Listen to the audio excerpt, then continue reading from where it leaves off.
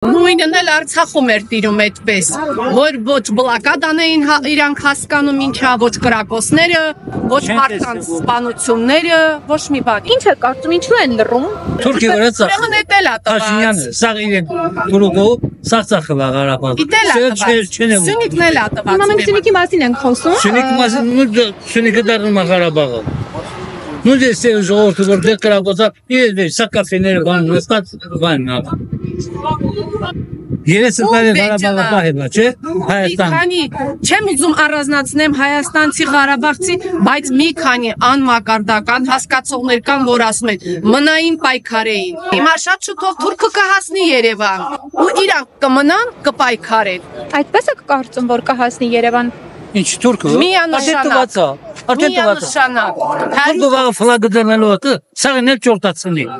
Ինչու եք այդպես կարծում, որ արդեն տված է։ Ես կարծում եմ նամար այն սուրբ հողը որ թողել ծախել է, այն սուրբ հողը։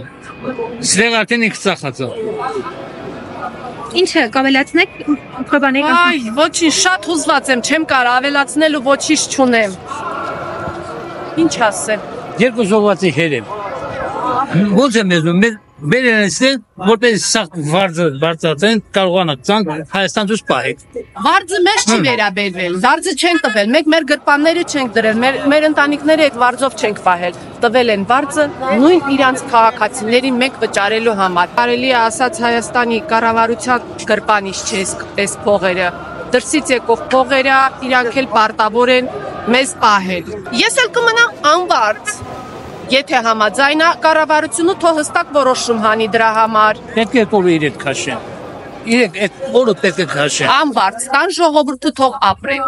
Եթե ոչ 40+10 դա ընդամենը չի գումարա, ես 6 հոգի եմ։ Հիմա իմ ընտանիքից կոնկրետ 4 հոգի բան կանեն, կզրկվեն 40+10-ից։ 2 հոգի ստանա։ 50-100,000-ով վերջ շունչը ոնց գնամ։ Տան վարձս էլ 150,000-ա գյուղ տեղ։ Չեմ ասում քաղաք, Որտեղ գյուղում եմ։ Զովաշեն։ Ձեր որդիները 44-ի ժամանակ են զոհվել։ Այո։ 19 տարեկան երեխա արտիներից ավարտել ջան, մեկն էլ բան։ Բենզինի պահում։